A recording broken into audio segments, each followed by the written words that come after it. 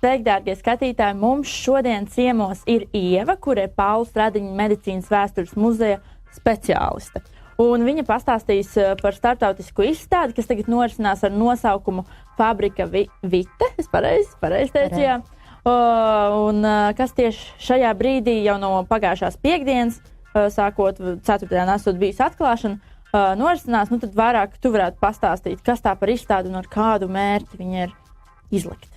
Jā, tātad jau no pagājušās nedēļas un līdz 30. maijam muzejā būs skatām izstāde Fabrika Vite, kas ir ceļojoša starptautiska izstāde, kas ir veltīta tādai ļoti ievērojamai personai medicīnas vēsturē, Andriasam Vezālijam, kurš ir uzskatāms par zinātniskās anatomijas pamatlicēju, viņa 500 gadu jubilejai, kur mēs varējām nosvinēt 2014. gada 31. decembrī. Lūk, un Andrijas Vezālijs ir ievērojams ar to, ka viņš 16. gadsimtā saraksta anatomijas grāmatu, kuru sauc De Humani Corporis Fabrika, kurā pirmo reizi tiek detalizēta aprakstīta cilvēka anatomija, un turklāt viņa tiek brīnišķīgi ilustrēta ar tādiem skaistiem renesanses laika zīmējumiem. Un Andriesam Vezālijam par godu un šim te viņa monumentālajam darbam par godu, tātad tika radīta šī ceļojošā izstāde, kuras ideja bija apvienot dažādas māksliniekus, kas strādā šobrīd tieši medicīnas ilustrācijas laukā, un tad šos viņu darbus izvest pasaulē. Tāpēc tā ir ceļojoša izstāde. Mēs esam, manuprāt, šobrīd kāda 4. pieturvieta šai izstādē, bet viņi plāno turpināt ceļot kā nākamos 2 gadus vēl uz priekšu.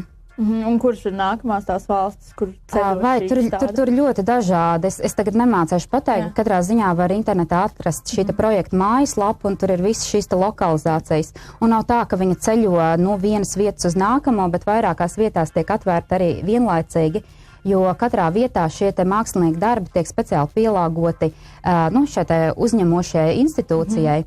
Kopumā projektā ir iesaistīti vairāk kā 60 dažādi mākslinieki no visas pasaules. Pie mums šobrīd tiek izstādīti apmēram 30 mākslinieku darbi šajā izstādē, kas ir Paula Stradiņa medicīnas vēstures muzejā šobrīd. Vēl man arī uzrunāja nosaukums Fabrika Vite. Ko tas nozīmē? Vai tam ir kaut kāds izskaidrojums? Jā, tas ir viss saistīts ar šo Andrijas Vezāli un ar viņa grāmatu.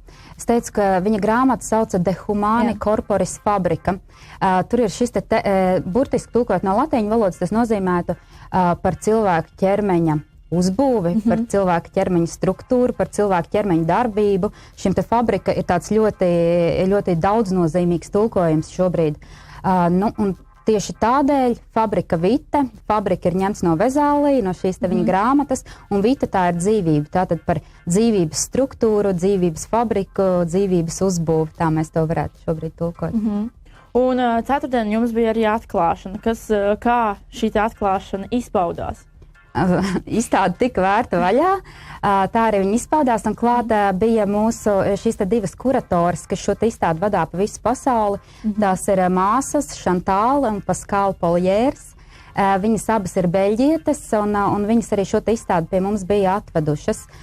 Izstādē piedalījās ļoti daudz interesanti un arī aicinātie viesi. Klāt bija arī Beļģijas vēstnieks Arnaut kungs, jo viņš mūs šajā Vezālija projektā ļoti atbalsta, tāpēc, ka Vezālijs ir dzimis Briselē, tātad pēc izcēlesmes mēs varētu teikt, ka viņš ir beļģis. Un Beļģijas vēstniecība mums ir gan pagājuši gadu, gan šogad ļoti atbalstījusi Vezālija 500 gadus jubilejas sakarā. Un šī turklāt nav vienīgā izstāde, kas ir veltīta Vezālijam, kas šobrīd ir apskatām medicīnas vēstures muzejā. Līdz pat 16. maijam ir skatām arī izstāde, kur atklājām jau pagājušajā gadā, kuru sauc Anatomas ķermeņa fabrika. Atkal šis te vārds fabrika parādās. Tā kā šī izstāde ir veltīta savukārt tieši Andriesam Vezālijam, viņa dzīves gājumam un šeit viņa grāmatai, šim lielajam viņa darbām. Kā ar pašu grāmatu? Vai tā ir arī pieejama, pieņemsim, tie, kuri ļoti interesējās par medicīnu un gribētu iegūt šo grāmatu savās rokās, vai viņa ir tāda ekskluzīva grāmata, vai arī, pieņemsim, var ieiet veikalā un nopirkt? Tā ir ļoti, ļoti ekskluzīva grāmata. Veikalā viņi noteikti šobrīd šos te senos izdevumus nopirkt nevar, bet tāpēc ir jānāk uz izstādi, kur jau minēja arī Anatomas ķermeņa fabrika, jo tur ir skatāms mūsu muzeja krājumā esošais šīs te De Humani Corporis Fabrika 2. izdevums, kas ir sena grāmata, tās izdošanas gads ir 1555. gads. Un, kā jau jūs arī teicāt, cilvēkiem interesē pāršķirstīt un apskatīt, kas tajā grāmatā ir. Tāpēc mēs projekta ietveros šo grāmatu arī digitalizējām sadarbībā ar Latvijas Nacionālo biblioteku. Un šobrīd mums ir pieejama tāda interaktīva grāmatas versija, kur tiešām apmeklētājs atnākot var arī virtuāli gan, bet pāršķirstīt, pārlapot šī senā izdevumā lapas. Un cik sējumos ir tā grāmata? Grāmatā ir viņa ir viena grāmata, bet viņa sastāv it kā no 7 daļām, kur katra šī daļa tad ir veltīta kaut kādai noteiktai cilvēka ķermeņa anatomijas struktūrā, vai tur asinsvadiem, vai muskuļiem, vai kauliem, vai nervu sistēmai. Un kā ir ar cilvēku aktivitāti? Tagad jau ir šodien trešdiena, un kā no atklāšanas brīža līdz šai dienai, kā ar cilvēku aktivitāti ir? Salīdzinoši patiesībā ļoti, ļoti liela, un man liekas, ka tieši jauniešu auditorija ir tā, kur tur ir ļoti aktīvi iesaistīsies. Tās mēs šodien pārunājot ar muzeja datorspeciālistu, secinājām, ka mūsu muzeja Facebook lapā aktivitāte apmeklētāji ir krietni pieaugusi, un es domāju, tie ir pārsvarā jaunieši, kas nāk un apmeklē šo izstādi. Un kādēļ jūs domājat, kāpēc jaunieši tieši ir ieinteresēti šajā izstādē? Tieši šīs Facebook aktivitātes dēļ, jo pārsvarā jau to lieto jauni cilvēki, parasti mūsu, teiksim, vecā gadagājuma ļaudis tik aktīvi nelaiko un nekomentē, tā kā mēs spriežam, ka to ir vismaz uz šo brīdi ir iecienījuši tieši jaunieši. Un vēl runājot par pašiem darbiem, vai būs arī iespēja aplūkot kādus latviešu darbus no tiem visiem, cik jūs teicāt, 60 mākslinieki laikam pa visu pasauli? 60 ir projektā, mūsu muzejā ir 30, un no tiem ir 3 arī latviešu mākslinieku darbi. Mēs esam iekļāvuši 3 Latvijas Mākslas akadēmijas studentu darbus, kas ir strādājuši tieši šajā anatomijas un mākslas simbiozes jomā, un tie ir Kristaps Priede, Edīta Zuļķa un Renāte Kurmeļieva, kura darbi ir apskatāmi izstādē. Un bija arī kāda liela konkurence vai kaut kāds konkurss, lai varētu šie darbi tikt iesniegti un arī izstādīti šajā izstādē? Jā, te mums ir jāatgriež atpakaļ uz jau pagājušo gadu, kad muzeja sadarbībā ar Latvijas Mākslas akadēmiju izsludināja konkursu tieši Mākslas akadēmijas studentiem. Viņi veidoja darbus anatomijas un mākslas simbioze.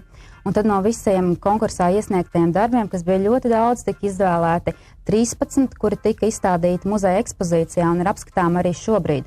Savukārt šīs Fabrika Vita izstādes kurators no šiem 13 darbiem, kas bija jau finālisti, viņas izvēlējās 3, kuras iekļaut šajā starptautiskajā ceļojošajā izstādē. Un vēl runājot arī par izstādēm, jūs jau pieminējāt, ka tagad arī notiek vēl viena izstāde Paula Stradiņa šajā medicīnas muzejā, bet ir varbūt vēl uz nākotni skatoties, kas vēl paredzēts, varbūt jūs varat pastāstīt. Šogad mēs izstāde Anatomas ķermeņa fabrika tiek aizvērta droši vien apmēram pēc muzeja nakts maijā.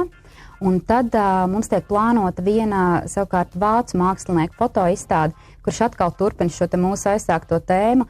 Tur būs fotomākslas darbi arī, kas tieši koncentrēsies uz cilvēka ķermeni, uz to, kāds viņš ir patiesībā un kādu to mūsu dienās parāda mēdī, varbūt esošais, reālais un vēlamais. Tā ir mūsu nākamā izstāde, kas ir plānota izstāžu zālē. Un ko jūs vēl varat pateikt? Ko vēl var apskatīt Paula Stradiņa medicīnas muzejā? Vēl bez pašām izstādēm, kā muzejā. Varbūt tur viss ar medicīnu noteikti saistīts. Jā, muzejs mums ir ļoti liels, un tur, ko redzēt, ir ļoti daudz. Tur var apmeklētājs atnākt un iepazīties ar medicīnas vēsturi no vissenākajiem laikiem, no aizvēstures līdz pat mūsu dienām un kosmosa bioloģijai. Tā kā stāvi ir 4 laika, tur ko pavadīt ir ļoti daudz, tā kā ieplānojiet un nāciet ciemos, apskatiet gan izstādes, gan pašu muzeju. Tie, kur nezinu, varbūt jūs varat pateikt, kur atrodas Paula Stradiņa medicīnas muzejs? Paula Stradiņa medicīnas vēstures muzejs atrodas Antonijas ielā 1, kas ir Rīgas klusais centrs, pretī Kongresa namam, pretī Krievijas vēstniecībai. Un kā ir ja kāds tagad ir izdomājis, ka varbūt rīt vai kādā lieldienu dienā, ja ir atvērts, tad varbūt aiziet apskatīties, kas tur notiekās, kā ir ar darba laikiem? Darba laiki parasti mums ne svētku ir, ka mēs esam atvērti no otrdienas līdz sestdienai no 11 līdz 5, ceturtdienās pat līdz 7. Bet ar svētkiem saistītos darba laiks vienmēr labāk ir pārbaudīt muzeja mājaslapā, un tad var tur precīzi informāciju redzēt, no cikiem līdz cikiem mēs strādājam. Tagad baidos samalot. Jā. Un noteikti arī pie jums brauc ciemos daudz skolēnu, tā kā ekskursijas grupas, un arī tiek izvadāti pa visu medicīnas vēstures muzeju, vai ne? Jā, es gribu teikt, ka skolnieku auditorijas iespējams ir viens no mūsu tādām lielākajām, jā, un tās, kas visvairāk patērē gidu pakalpojums. Tā kā, jā, tā ir laba vieta, kur atbraukt arī kopā ar klasi. Bet vēl atgriežoties pie paša šīs sarunas temata par izstādi runājot, būs arī kāds, tā kā, teiksim, finiša aizvēršanas vai kaut kas tāds pasākums, kad izstāde tiks eksportēt uz nākošo vietu? Par tādu jau aizvēršanas pasākumu vēl pāragrināts. Mēs vēl neesam līdz galam izlēmuši, bet iespējams, ka kaut kas vēl notiks, ja šīs te Vezālija, turpinot Vezālija jubileju, ja šo pasākumu kādu vēl varētu būt. Bet tad arī, kā jau teicu, jāsako līdzi mājaslapā, Twitterī, Facebookā. Nu, rekā skatītāji, tad jūs arī noteikti ieiet Facebookā, Twitterī vai jebkurā sociālajā tīklā, kuru jūs lietojat, un arī uzmeklējat šo te izstādi. Noteikti aiziet apskatīties, jo solās būt interesanti un ir interesanti, kā jau mums saka un kā jau var redzēt pēc aktivitātes, ka nāk, un arī jaunieši nāk. Mēs tev, Ieva, sakam lielu paldies, ka šodien varēja pie mums ierasties un atnākt pastāstīt par šo te fantastisko izstādi, bet jūs, skatītāji, palieciet kopā ar mums.